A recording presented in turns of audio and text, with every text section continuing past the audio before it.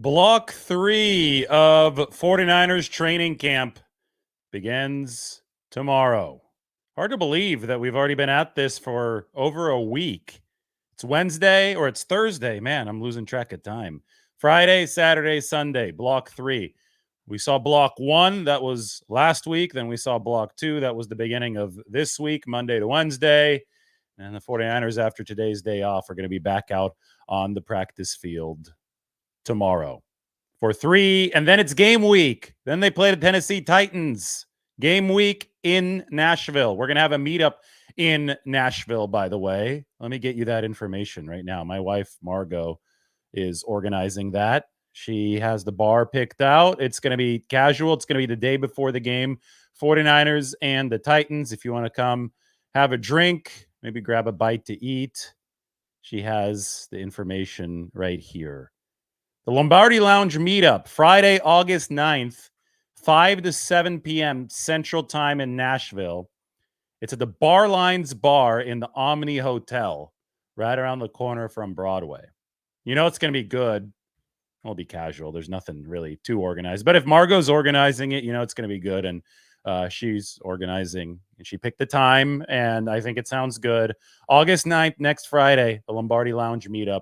I'll more formally promote that in a little bit. But wanted to let you know at the start of this show, as we're going to talk about Brandon Aiyuk, we're going to talk about Trent Williams, we're going to talk about the void that not having those guys results in for the 49ers and how they're going to work on solving that void until they return to the lineup with presumably their new contracts at some point over the course of this next month. We are getting the dog days of August started right now. It is August 1st. We also saw football return to the television screen. I think there's a weather delay right now. I don't know why they would have players return to the field after a weather delay in week 1 of the preseason, but it sounds like that's what they're trying to do. Saw the new kickoff rule debuted, or I'm going to give you guys some cool footage from behind the scenes of the new kickoff rule, and I'll answer some questions as well. I also will show you where I was at today in San Francisco. This is how I spent my off day in the city at the M Stop.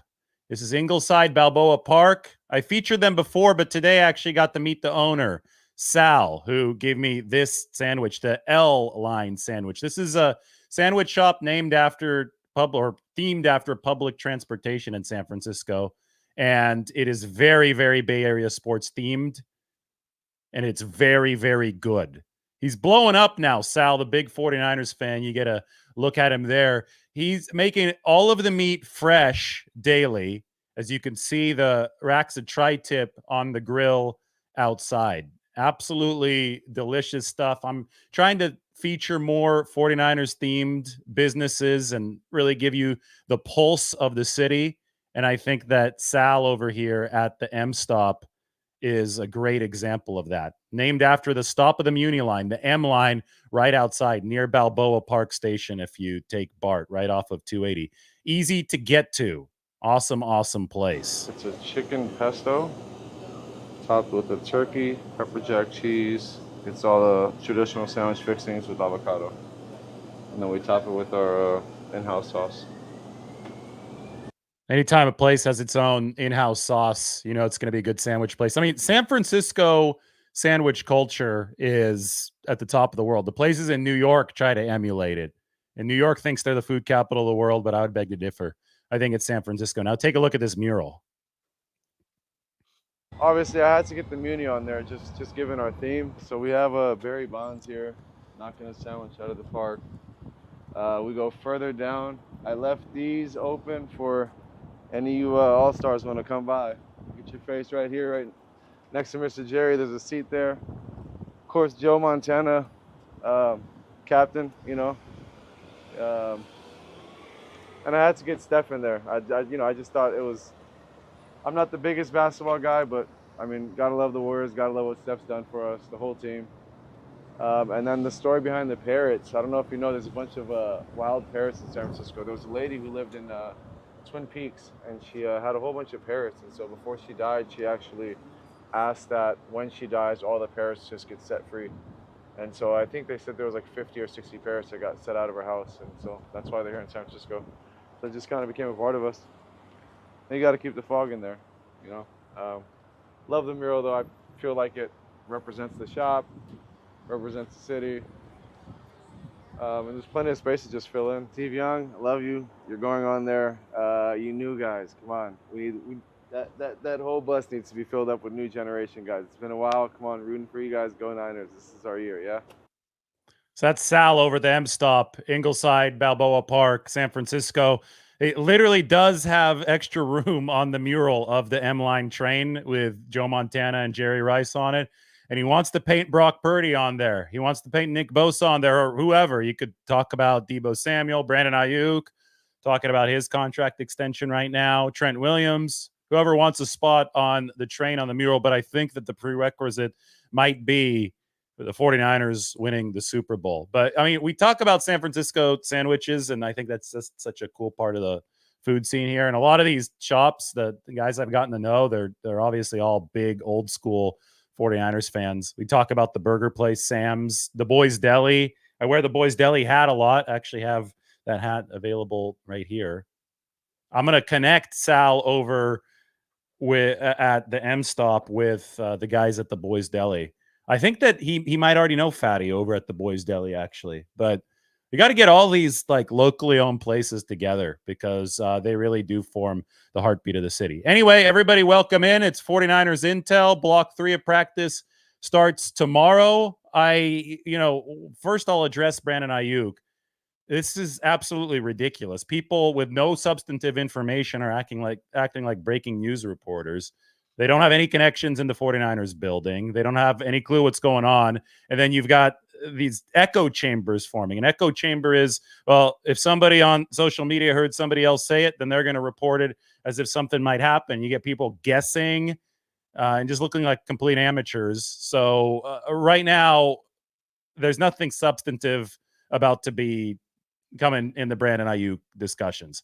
That can change tomorrow, obviously, because they could hit a breakthrough at any point. Brandon Aiyuk can decide that he's going to take less money at any point.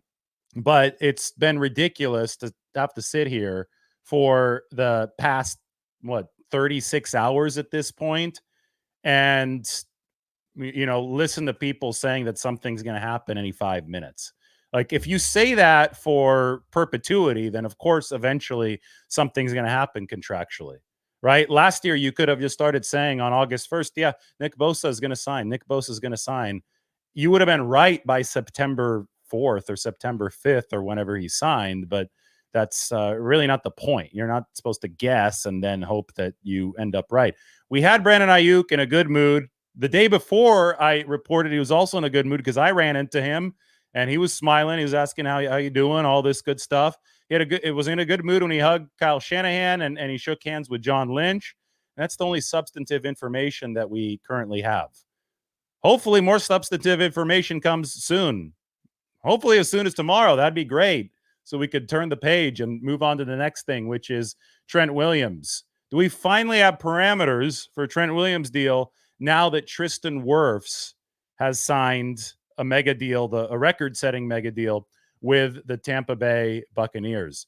Earlier this morning, when this news broke, I compiled the 6 most valuable contracts at either tackle position, which I'll share on the screen right now.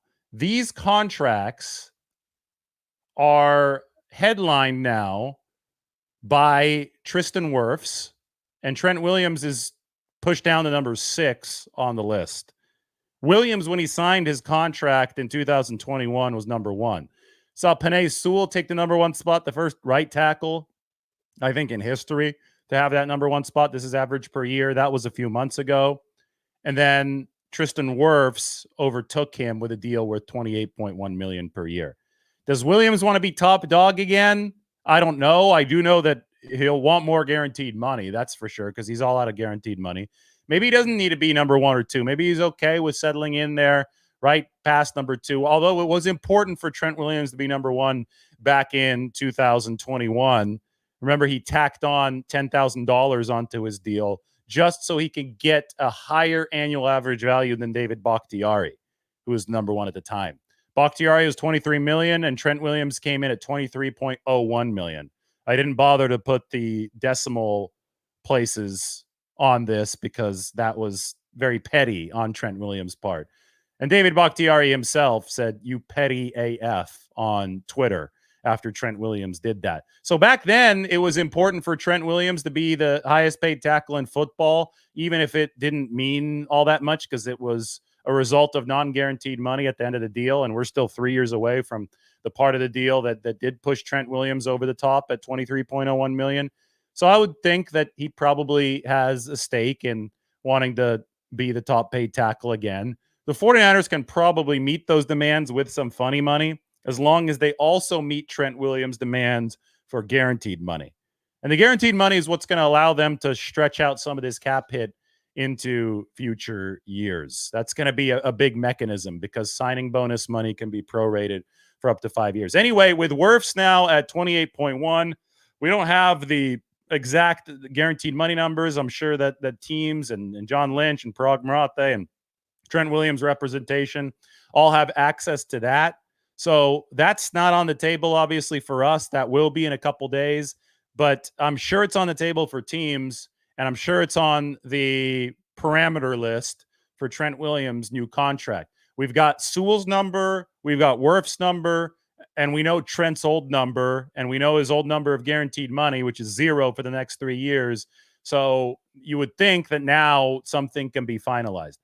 I get it. Trent Williams is Trent Williams. He's one of the greatest tackles that we've ever seen. He probably doesn't need all too much training camp, but even the great players need a little bit at least. There's a point where you got to come in where that football callus matters. John Lynch talked about it a lot last year with Nick Bosa. Bosa obviously missed all of training camp and all of preseason, didn't show up until walkthrough ahead of the 49ers season opener against the Pittsburgh Steelers. So the slow start to the season, Bosa's talked about it, Lynch has talked about it, Shanahan's talked about it. They blame the slow start to the season to the fact that he wasn't able to build up that football callus since he wasn't at training camp. It's not exactly the same for Trent Williams, who's an older player who probably benefits from some extra rest, but he still is a human and he still is a football player.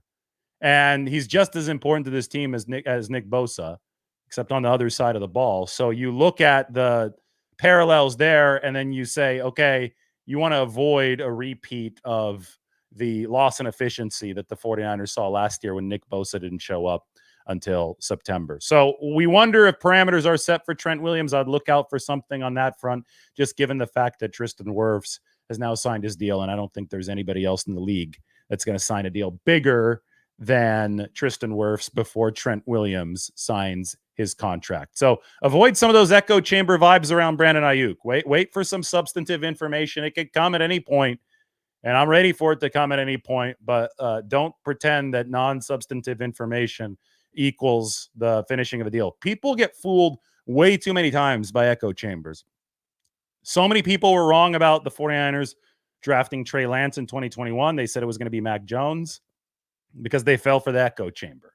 They heard other media members saying things, and they thought because a media member said something and enough media members are parroting him, it must be right, so I'm going to subscribe to that. That's just not how reality works. The 49ers made a sealed decision.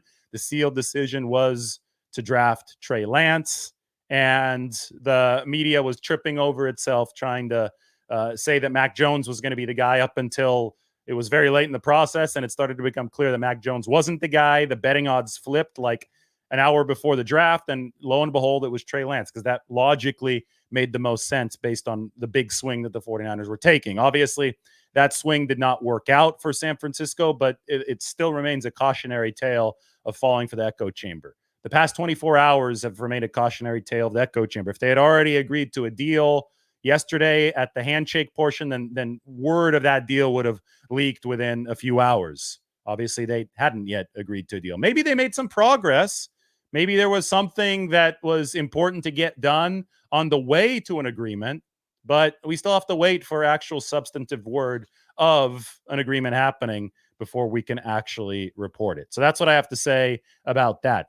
There's a new kickoff rule happening in the NFL today. We saw that during the currently delayed preseason game. And I do have to say that a friend of mine who was the center for Andrew Luck at Stanford, Sam Schwartzstein, he used to work for the XFL, and he devised that new kickoff rule for the XFL. Obviously not working for the XFL anymore, so he's been able to port that rule to the NFL now.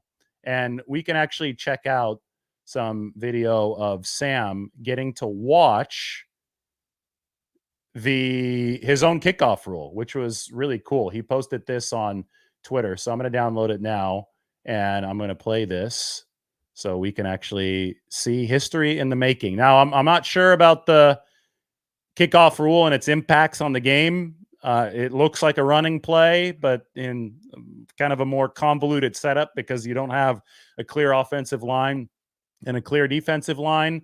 I will say that it has the chance, especially for a team like the San Francisco 49ers, to be a game-breaking play. And I believe that after watching it on the first day today. There is some space that a player, I think, especially a guy like Deebo Samuel, might be able to capitalize on. And the 49ers certainly hope that, and I think they're also built for running in space more than most teams, the 49ers are, just because you look at how they line up their personnel and you look at the fact that Kyle Juszczyk, they've got a dedicated fullback, a guy that's an athletic lead blocker who's able to take moving defenders and neutralize them in space. And that way, I think the 49ers are very, very built to handle what the changes are going to be. They've got a lot of adaptable guys, and they do focus on the run. And I think that's what this play is going to approximate. Let's take a look at Sam Schwartzstein, the forefather of this kickoff rule. Let's look at him reacting like a proud dad to the very first dynamic kickoff in the NFL.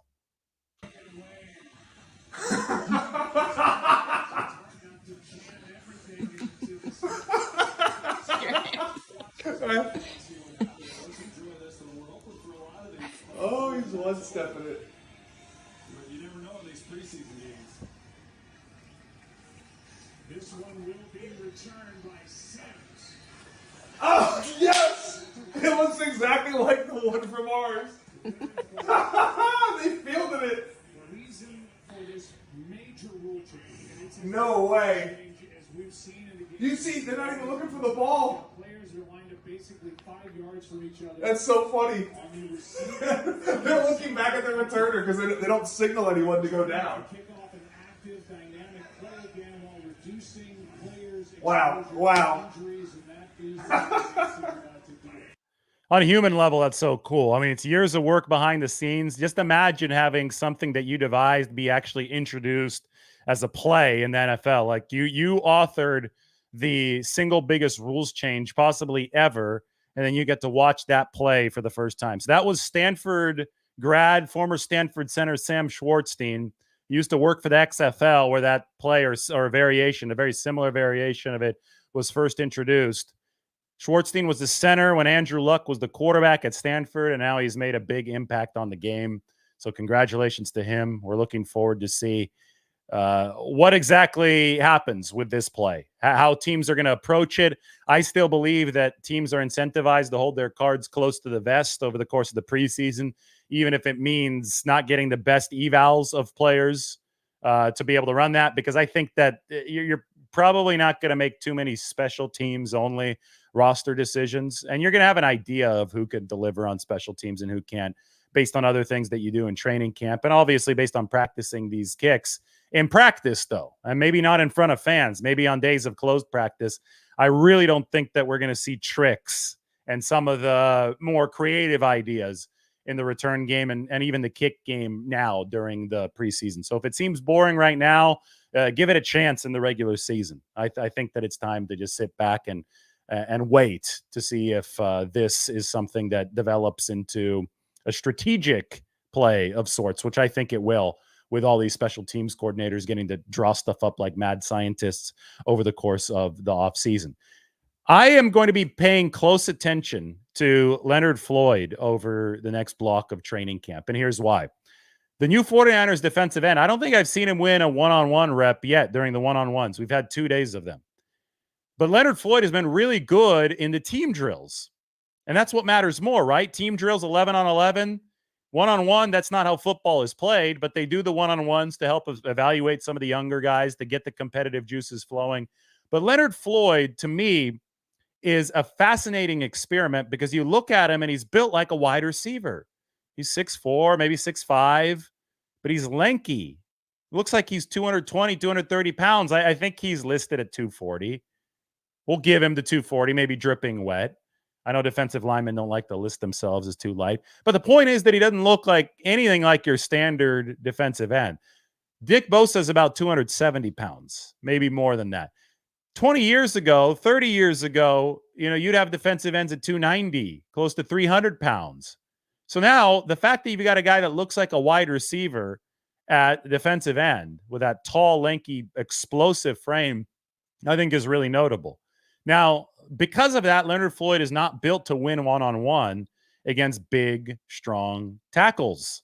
It's going to be really hard to beat a 310-pounder at 240 pounds or less if you're Leonard Floyd. But that is not his game. That's why the 49ers aren't worried about Leonard Floyd in one-on-ones. His game has involved 39.5 sacks over the past 4 seasons. That's 10 sacks a season for Leonard Floyd. And he is a guy that knows how to rush as part of a unit. 4 rushers bearing in on the quarterback. Nick Bosa is going to win his share of one-on-ones. Javon Hargrave's going to win his share of one-on-ones. Those 2 guys have 2 of the highest win rates in the league. Well, Leonard Floyd has a particularly high sack rate. The win rate might not be as high, but the sack rate's high because it is a skill to organize chaos. Football is organized chaos. So who can organize the chaos the best? Well, we know Nick Bosa and Javon Hargrave can create chaos. Who can clean it up? I think somebody like Leonard Floyd has shown that he can clean up the chaos very, very effectively. I think he uses that lankier frame to be able to bend his way past defender or bend his way past blockers. He is the defender on the play. I think he's got tremendous reach, so he can reach quarterbacks. And I think he's got amazing, amazing pursuit, given the fact that he's just a hard worker. He's going to relentlessly push after the quarterback. So it's really interesting because the 49ers did have Dee Ford a few years ago, who was a lighter player, speed rusher, but he wasn't built like Leonard Floyd. Ford was in the 240s, but not nearly as tall as Leonard Floyd. Floyd's going to be in the 240s, but he's much taller. So it's a different type of player than Dee Ford. It's not a pure speed rusher coming off the edge. In fact, Floyd has been so scrappy over his career that he's managed to be a good run defender despite being lighter. You could play this guy on 3 downs. I don't know if the 49ers will or have to play him on 3 downs, but you can. And because of that, I see him as a unique talent that the 49ers believe they could pair as a puzzle piece with Nick Bosa and with Javon Hargrave, with those A-list rushers. They were really deficient at that second edge rushing position last year. They had a trade for Chase Young. Effort issues arose with Chase Young. They got him fixed for part of the Super. He had a good Super Bowl, at least a good first half of the Super Bowl, but they didn't re-sign him for $14 million. They went out and got Leonard Floyd for $10 million a year because they think that he's not going to give them the effort issues that Chase Young brought, and they think he's going to bring much more durability than Chase Young brought to the table. 108 straight games for Leonard Floyd, even though he's played through some injuries. So this is a guy that look out for him during the regular season for sure, once he can actually bring quarterbacks down to the ground, because he's done that at a very high rate over the past few seasons. I can't believe that nobody else has reported that he's actually not won one-on-ones, but to me, that is the glory of Leonard Floyd. I think he's somebody who's a team pass rusher. And I was so excited to see how his frame would work in one-on-one situations versus team drill situations. And I think I've already seen that discrepancy to begin this 2024 training camp. So I'm keeping an eye on Leonard Floyd. I think he's going to be a productive player for the 49ers this year in a very unconventional way. I think he's going to be able to clean up a lot of those sack opportunities that Nick Bosa and Javon Hargrave can generate with their wins. And I think that is a skill in and of itself for Leonard Floyd. That's my football insight that I don't see anywhere else. So I think it's going to be something very fascinating to watch. We can go through some more intel heading into block 3 of 49ers practice. I've got the roster here for you tomorrow. I've made a couple changes to the depth chart after blocks 1 and 2. I have Cody Schrader ahead of Patrick Taylor Jr. on the running back depth chart. I've got Isaac Guerendo floating around right here, but I have him shaded in pink because he is currently injured. At the receiver spot, I'm trying to figure things out with Trent Taylor. I don't know if he's going to start the season on the practice squad or on the 53-man roster. So on KNBR today, Greg Papa was not the team broadcaster back when Trent Taylor was with the 49ers and playing a lot back in the day, a few years ago. Papa didn't see like the 2017 and the 2018 seasons of Trent Taylor. So he's been really, really impressed with seeing full-time Trent Taylor now at practice, and he thinks he's going to make the 53-man roster. I thought Shanahan hinted it might be more of a practice squad situation for Trent. I'm a big Chris Conley guy. I think that Conley has solidified his chances of making the 53, but obviously can't be sure. I'll be watching that. I'll also be looking at John Feliciano. Is he going to be back for the 49ers along that offensive line? And if he is back, is he going to start getting first team reps at right guard over Dominic Pooney while Spencer Burford is out? Or is this the 49ers starting to push all the chips in on Dominic Pooney, who yesterday I did that video walking around San Francisco on the top 5 rookies. Dominic Pooney was in the top 5 rookies, number 1 for the 49ers because of the presence, the veteran presence that he's shown so far. I think he's actually held up really well. They are impressed by his anchor out there on the field. All right, more looking at the defensive line. Obviously, I just talked about Leonard Floyd. Linebacker, Devondre Campbell hadn't been bad throughout the first week. I saw him track Christian McCaffrey well on the play that I described a few days ago. So we're going to keep on watching D. Winters and Jalen Graham, who are standouts at the practice at the end of block 2. And then, of course, the secondary might be the best one that the 49ers have fielded so far under Lynch and Shanahan. Deommodore Lenoir seems really sure about that. And, well, I think that the 49ers are very, very excited about it. All right, one more time here. I'm headed to a surprise location, which I will share with you later. I'm not going to share it right now, so you guys don't know before I get there. Don't want anybody spoiling this. It's going to be fun. We're going to go to a fun spot tonight, though, right now. And before I go, I want to show you the lunch video. Those of you just joined. It was a Lunch with Lombardi show. The M Stop in Ingleside and Balboa Park in San Francisco. One more time, give them some love. We're going to swing back by several times this year, some of our favorite local businesses in the city. But I've got this turkey sandwich from the M Stop. It's the L Line. And Sal, who's a massive 49ers fan, big Bay Area sports fan. He was born in 1989. He did a great job making this shop and made it San Francisco themed. There's a look at Sal. They're blowing up. They, when you talk about San Francisco sandwich culture and how this city has influenced food, like this, they've taken Santa Maria tri-tip and turned it into an art form. He's blowing up. He knows Ike now. He knows the guys at Boys Deli, and you're going to hear more and more from the M Stop. Just wait till you see this 49ers themed mural at the very end, those of you who just joined. But first, you can look at the tri-tip, which was damn good. I'm going to go back for a tri-tip sandwich on a day in the very near future. It's a chicken pesto topped with a turkey, pepper jack cheese. It's all the traditional sandwich fixings with avocado. And then we top it with our in-house sauce. And that's Dutch Crunch, which you can only find in San Francisco, by the way. Oh, it was good. It was really good. It's right off of 280 if you're driving, or you could take the train to Balboa Park or the M Line to the M Stop. And when you're there, this is the mural. This is what you've got to check out. Obviously, I had to get the Muni on there, just given our theme. So we have Barry Bonds here, knocking a sandwich out of the park. We go further down. I left these open for any of you All-Stars want to come by. Get your face right here, right next to Mr. Jerry. There's a seat there. Of course, Joe Montana, captain, and I had to get Steph in there. I just thought it was, I'm not the biggest basketball guy, but I mean, gotta love the Warriors, gotta love what Steph's done for us, the whole team. And then the story behind the parrots. I don't know if you know, there's a bunch of wild parrots in San Francisco. There was a lady who lived in Twin Peaks, and she had a whole bunch of parrots. And so before she died, she actually asked that when she dies, all the parrots just get set free. And so I think they said there was like 50 or 60 parrots that got set out of her house, and so that's why they're here in San Francisco. So it just kind of became a part of us. And you got to keep the fog in there, you know.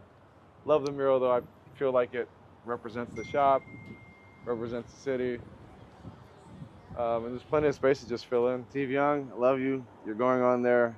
You new guys, come on. That whole bus needs to be filled up with new generation guys. It's been a while. Come on, rooting for you guys. Go Niners. This is our year, yeah?